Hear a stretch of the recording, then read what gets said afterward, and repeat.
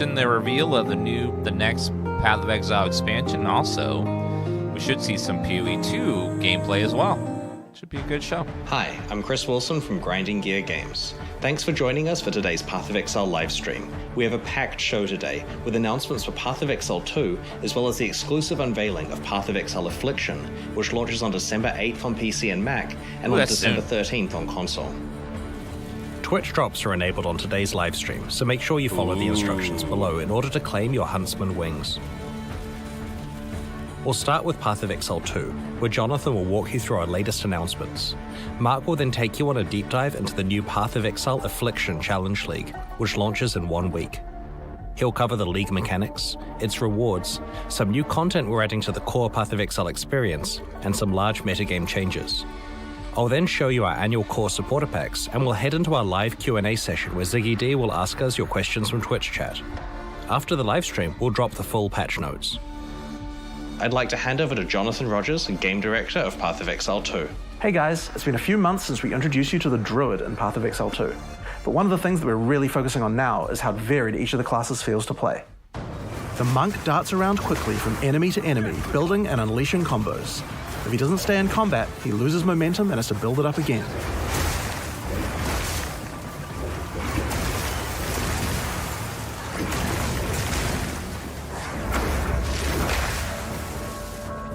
The Warrior, on the other hand, is like a slow but unstoppable freight train.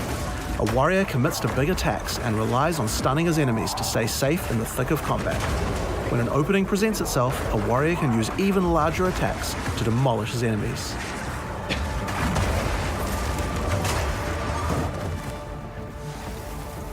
The Huntress seamlessly moves from melee to ranged combat and back. The true damage potential of the Huntress is only unlocked when you learn to combine ranged and melee abilities together. Really?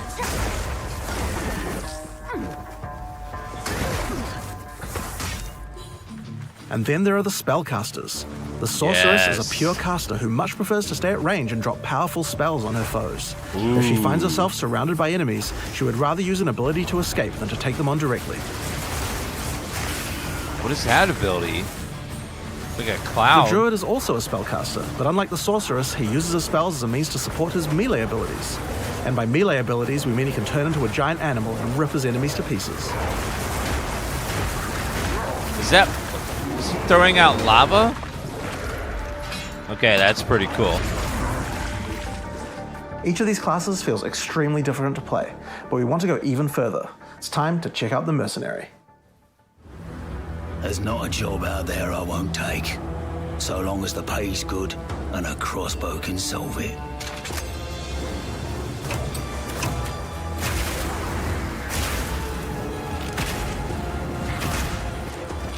That's a fast reloading crossbow, jeez.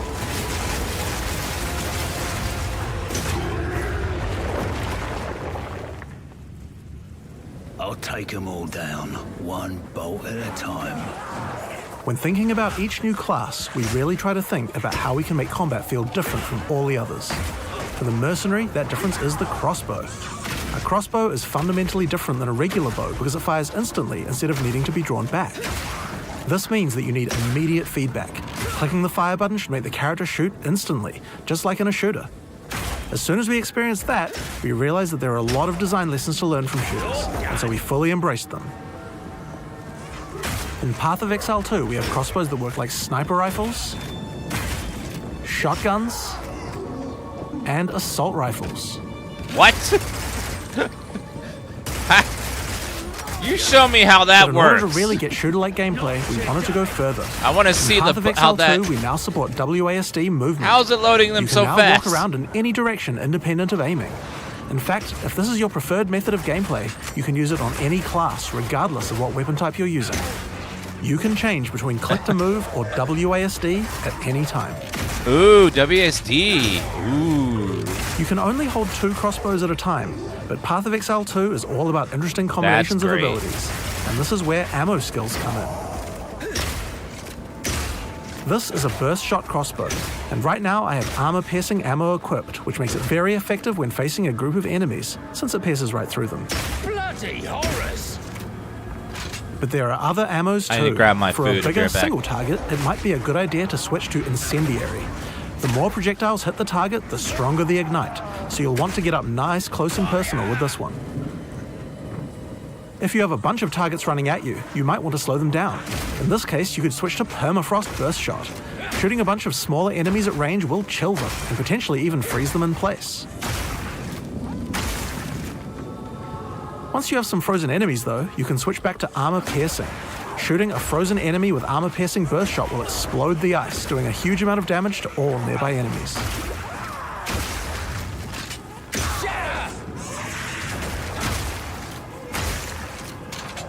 Another feature crossbows have is attachments. This is a grenade launcher.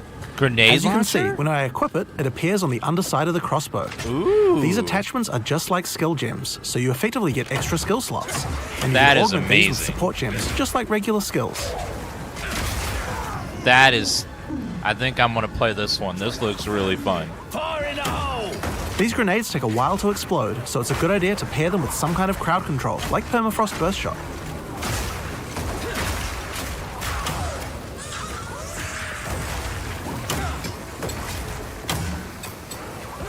Now this looks like crazy fun. We have other grenades too though. This attachment is a flash grenade. It does barely any damage, but it does a huge amount of stun. It can be a great opener before you run into combat. Surprise!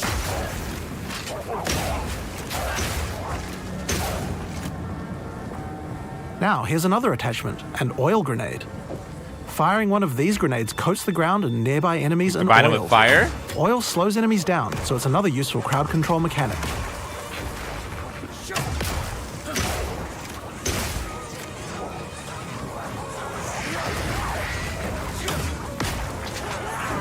Now, another thing that oil can do is be set on fire. Any burning enemy or explosion will ignite the oil, causing extra burning damage.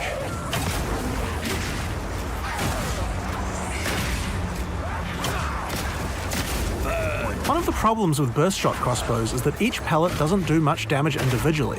This means that if enemies have armor, then it will be very effective preventing that damage. But thankfully, you can equip an additional crossbow in your second weapon set to deal with the weaknesses of your primary weapon. This is a rapid shot crossbow. Rapid shot is great for closing on enemies because you can shoot while running. In Path of Exile 2, we now have the ability to allow you to use some skills while moving. Being able to create skills like this opens up a lot of new design space and allows us to really increase the pace of combat.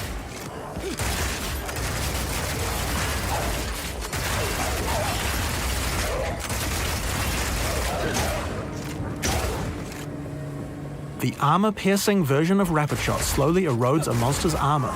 Once the armor is fully broken, you can easily switch back to Burst Shot to deal much more damage.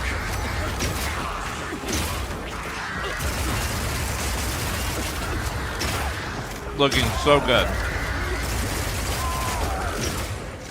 Being able to run while shooting with Rapid Shot is also great for when you want to perform a fighting retreat. Reload!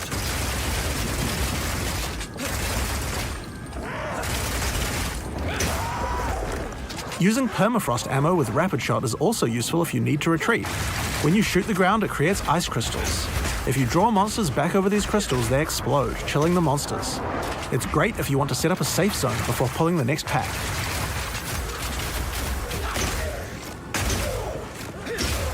Wow. Slowing enemies down can come in handy if you want to use the incendiary version of Rapid Shot.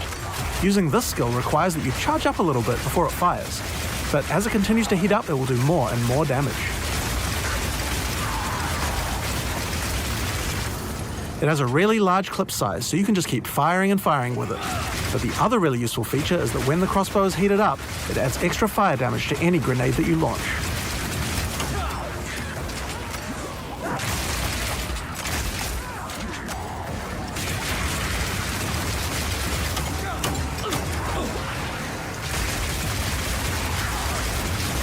Those grenades Now, I've having been such a using long explosive exploding grenades time here, seems but it will work annoying. equally as well with flash or oil grenades too. If you use it with oil grenades, the oil will catch fire immediately.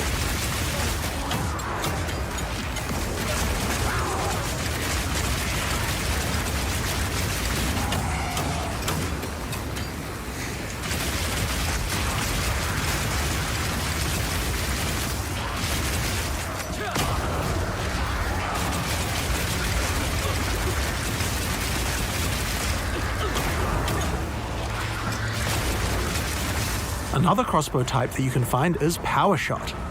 This one works just like a classic sniper rifle. Use it with armor-piercing ammo and it will penetrate armor on targets, so it's a good idea to use when something's really tough. Back down or die!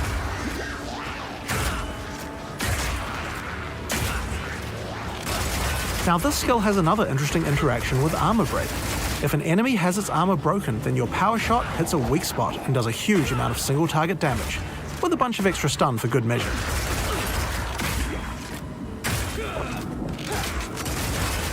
Bullseye!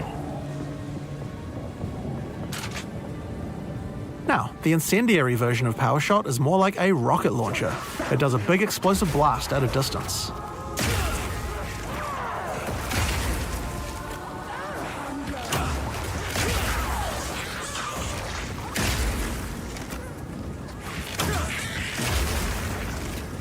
One of the really useful features of this version is that you can explode any grenades that happen to be on the ground. Ooh.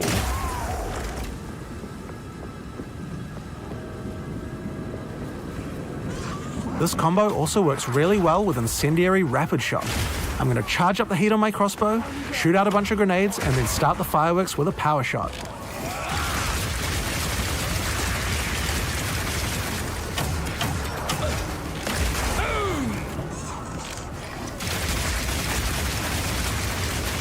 The ice version of Power Shot creates frost walls at a distance. This is great for crowd controlling monsters in tight passages. There's so much Wall utility. segments have other uses too. If they get destroyed by monsters, then they will explode, doing a small amount of damage. Lock him in!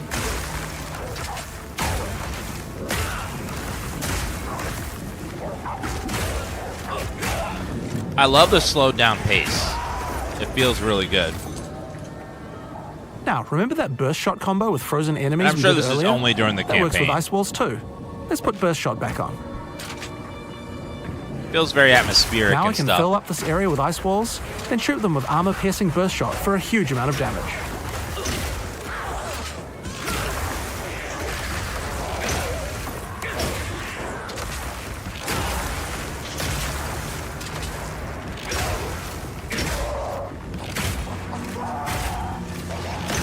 Alright, it's time to face the boss for this area. Let's see how we fare against her with all the skills I've shown you so far.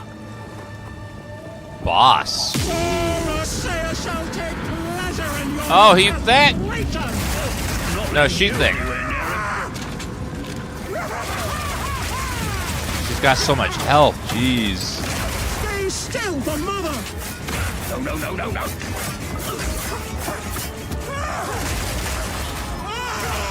My dear child!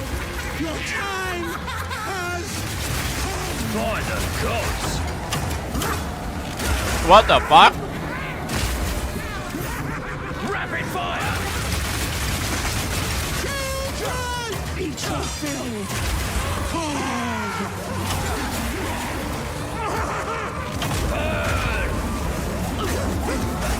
Oh god, he's taking so much damage.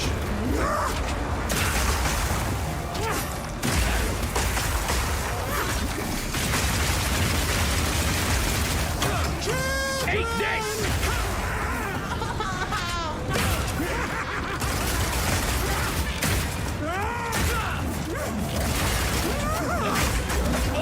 Always make me nervous.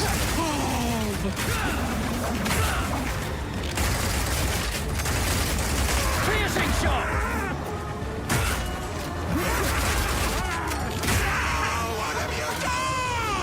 You killed her baby.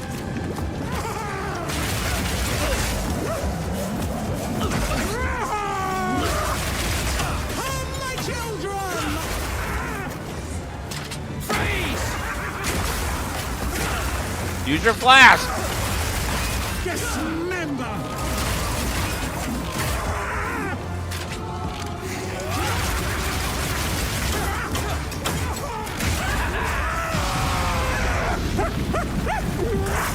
What is going on in this god's-forsaken city? And that's the Mercenary. It feels totally Boom. different than anything we've made before. That's and shows pretty you good. the range of what's possible in Path of Exile 2. Their grenades seemed like they were doing big old damage. Combined with the rocket launcher.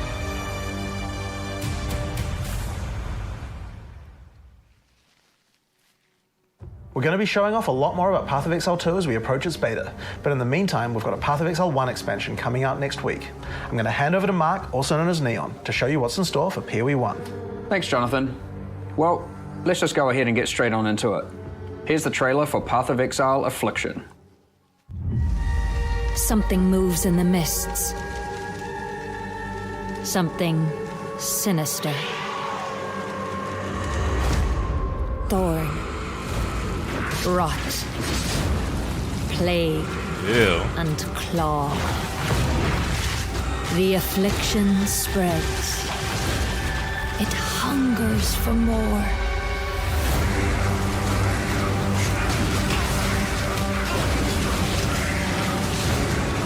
Tread lightly in the wildwood, which shifts and fights.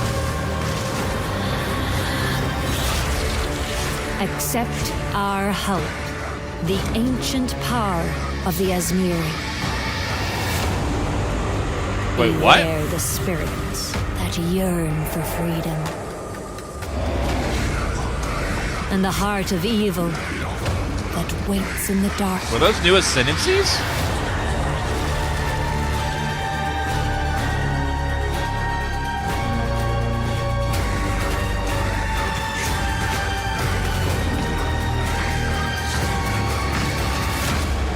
Ready yourself. I will be waiting.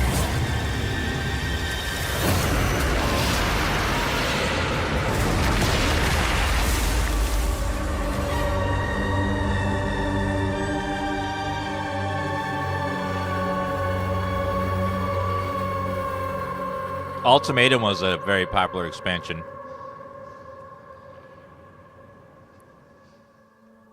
Looks like it'll be based In the now. Affliction League, you will encounter sacred wisps, which beckon you to enter overgrown passageways that lead to the Viridian Wildwood.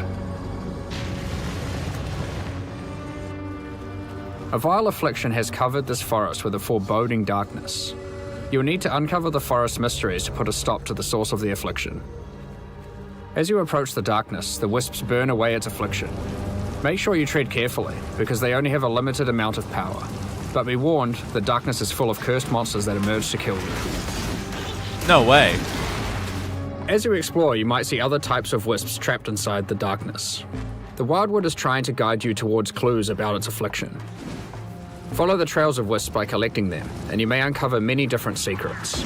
New characters to find, shrines, boss battles, and all kinds of new encounters are lurking in the forest just waiting for you Is to last discover. rate good now?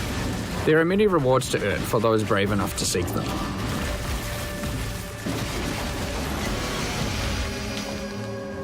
When the sacred wisps run out of energy, they will return you back to where you came from. Any other types of wisps you have collected will return with you to Rayclast. These wisps, having been saved from the affliction, disperse into the environment and inhabit randomly chosen monsters in the area, increasing their power and also their rewards.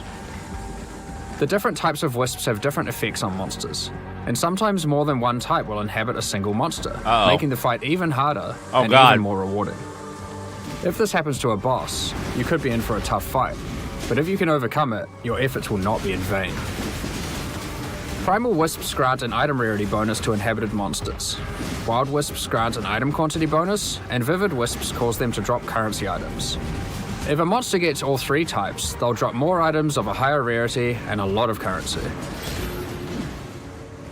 While exploring the Wildwood, you might find some of the last few Asmiri wanderers who have managed to survive in the forest. This is not going to be since a it was very cursed. good hardcore league. Each of them have Some of those different bosses survival will get crazy. specializations, and they are willing to teach you if you agree to help them defeat the source of the affliction, the King in the Mists. Choose which of the Asmiri that you will complete quests for to unlock one of 3 new Ascendancy classes, which you can have in addition to your regular Ascendancy class. Wait, what? Up to 8 points for these classes are unlocked as you complete more quests for the Asmiri you are training under. The Warden of Eves can teach These you are to become extra? a Warden of the Magi, a powerful class that takes advantage of wilderness knowledge. A Warden of the Magi can learn to use tinctures which coat their weapon, granting various powerful effects. You can equip tinctures in your flask slots and toggle them on and off at will. You can only have one enabled at a time, but the effects are quite conditional, so you may want to have more than one equipped and swap between them during combat. For example, equip the Ironwood Tincture to gain the benefit of always stunning enemies on full life. Tinctures can also get random mods. This one in particular adds stacks of wither to targets on full life and steals frenzy charges on hit, which makes it great as an initiator. When you are fighting rare monsters or finishing off tough bosses, you will want to swap to the Oak Branch Tincture, which grants Culling Strike, increased damage against enemies on low life, and has a chance to steal a mod from rare enemies you kill. You can buy more tinctures from the Warden of Eves using Primal Wisps when you find her in the forest, so keep an eye out for her. As a Warden of the Magi gains more Ascendancy points, they gain access to more skills that let them further specialize in tinctures. For example, Nature's Concoction allows you to invest in having your tinctures enhance your flasks. This Ascendancy skill makes it important to think about which slots your tinctures are placed in, and what flasks they are adjacent to. You'll have better uptime on those flasks and they'll be stronger as a result. But there are plenty more skills to choose even if you don't want to engage with tinctures. For example, another new ability to unlock is Barkskin. It's a reservation skill that causes bark to grow all over your body, increasing armor.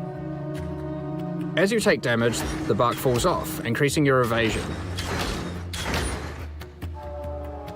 Over time, the bark will grow back, removing the evasion bonus but increasing your armor again. The Breaker of Oaths can teach you to become a Warlock of the Mists, an Ascendancy class specializing in the darker arts of the Izmeri. One powerful ability you can choose is Blood Hunt, which grants an active skill called Ravenous. This skill lets you see what type a monster is under its life bar, whether it is a demon, beast, undead, construct, or humanoid. Consuming a corpse with this skill gives a buff to damage against that type of monster and reduces damage taken by it. You can only have one type active at a time, so it's a good idea to choose wisely for the area that you are in. Some bosses like the Maven are eldritch in nature and don't conform to the regular corpses that you have access to, but don't worry. The Breaker of Oaths has a shop where you can trade wild wisps for corpses that you can place on the ground wherever you are. Buy an eldritch corpse and you will be able to get the bonus while fighting eldritch entities like the Maven. You may notice that most of the corpses he sells are not monsters you normally encounter. You might want to try turning some of these corpses into specters, to take advantage of some of the unique abilities that these monsters have. Oh, damn. Holy shit. The Warlock of the Mists gets access to many other abilities. For example, there is a trio of curses that you can pick from.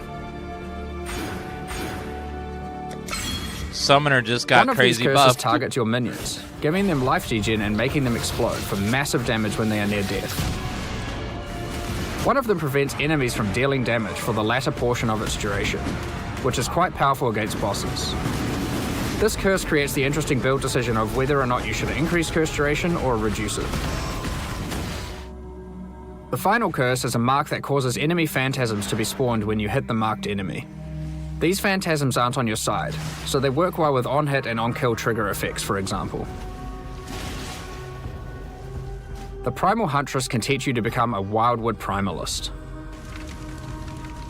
Unlike the other new Ascendancies, the Primal Huntress lets you customize your tree.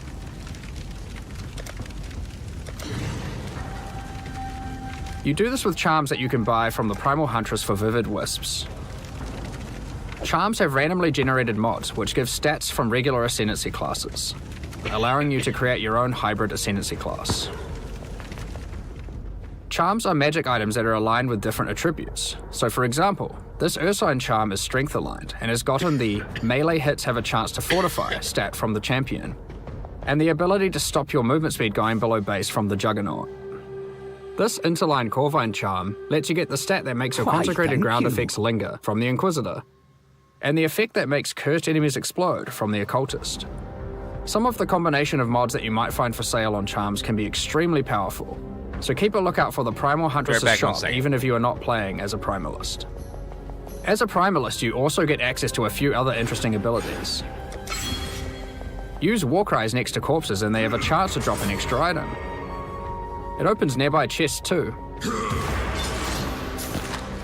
The Primalist also gets access to a small extra backpack, just in case you find yourself needing to cart more items to town during your map runs. If you are unhappy with the class you picked, or you just happen to find a really great item for another one of the classes, you are able to change which class you are using next time you find one of the Asmeri Wanderers. Just remember that you will have to do their quests in order to gain the Ascendancy points for that class. These quests will lead you towards the ultimate goal of the Asmeri: finding the King in the Mists, defeating him, and cleansing the forest of its affliction once and for all. There are new uniques to find, rewards to claim, and new Ascendancy classes to master in the Affliction League. Now that we've covered what's in the League, let's talk about some of the changes you can expect to the core game in 3.23. For a start, Ultimatum is finally going core. When talking to players at ExileCon, it was the #1 feature that people requested. When playing through in-game maps, you may sometimes encounter the Trial Master, who offers you a choice to undertake a deadly Val trial in exchange for great rewards. If you defeat the trial, he offers to go double or nothing with you. Do you take the risk and go for an even better reward? Or do you take the winnings you have already earned off the table and go home? We've done a full rebalance of Ultimatum and have added many new mods and rewards, including both new and reworked uniques. The base number of rounds for an Ultimatum trial is now always 10, with a chance to spawn the Trial Master boss fight on the 10th round, if you are able to make it that far. As part of 3.23, we have also removed Metamorph from the game. All the Catalyst rewards from Metamorph have now been moved to be rewards for Ultimatum. We have also added a new Val-themed Catalyst that works on corrupted items. As is normal for most content that gets added to endgame, we have introduced new Ultimatum passive skills to the Atlas tree. One great example is the Keystone Grueling Gauntlet. It makes Ultimatums last 3 extra rounds, but you cannot choose the modifiers, and it prevents the final Trial Master boss fight from spawning. The level of challenge becomes extreme during the last 3 rounds, and not being able to choose the modifiers makes it even harder. But the rewards are insane, and for those with very high-end characters, it might be a bet worth making. There are lots of other Atlas passive skills you can pick from for Ultimatum, so choose wisely. Now, it's time to talk about one of the largest metagame changes we've ever made. There were 3 systems in Path of Exile that were all trying to subtly modify the behavior of skills. These were alternate quality gems, Labyrinth Helmet enchants, and unique threshold jewels. We've combined all of these together to create a new system called Transfigured Gems that allows us to fully achieve the goal of these 3 systems and then some. Transfigured Gems are alternative versions of existing skill gems that have different functionality and balance from their regular versions. Wait, what? We have added a huge number of these with interesting variations that drastically change how existing skills play. For example, Frostbomb of Instability. It changes it from a cooldown skill that you can cast occasionally for a large explosion into a skill that you can cast continuously but deals less damage and doesn't apply cold exposure. It changes the role of Frostbomb from a utility skill into a main damaging skill.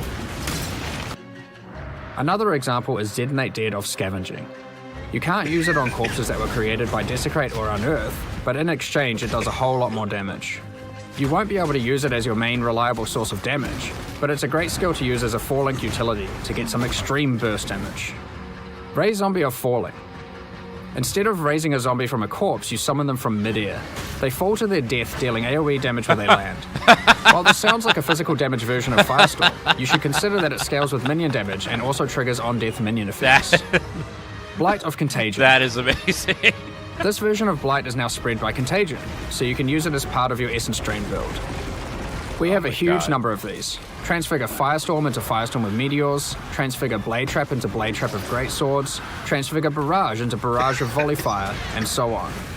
There is a lot to experiment with, and we look forward to seeing what builds you can come up with. But how do you get Transfigured Gems? The Divine... Alright, that looks amazing, but Season of Discovery is about to start, so I need to switch over. If you want to finish watching it, links here in the chat. There you go. Links right there. I'll be right back in just a minute. Gotta switch over to, well, because Season of Discovery is about to start.